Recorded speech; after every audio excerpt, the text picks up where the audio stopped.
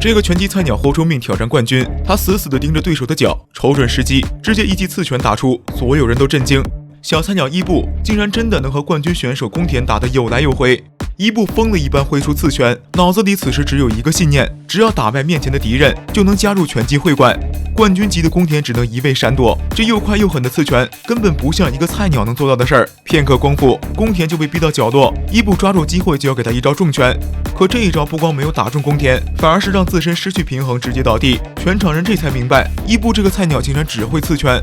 好大哥英村赶紧过来指挥，用直拳啊直拳！曾经一拳将沙包打飞的直拳。伊布听完恍然大悟，立马找上了宫田，开始了第2轮的实战。只见密集的刺拳再次挥出，宫田只能连连闪躲。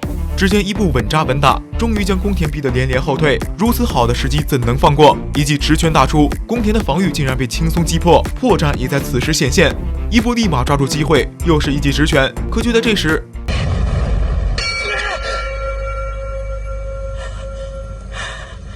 二人只能暂时作罢。英村再次赶到伊布身边，帮助他恢复状态，还要将伊布仅会的3种技术——直拳、刺拳、防御进行巧妙的结合。伊布学了半天，铃声再次敲响，这次的节奏更上一层楼。围观群众甚至不相信伊布是个菜鸟，竟然能和宫田打得有来有回。只有英村看出了不对，宫田的实力绝对不止这些，他究竟在计划什么？就在这时，宫田终于露出了真面目，一拳打出，轻松击中伊布的下巴。伊布大脑晃动，失去神智倒地，这该如何是好？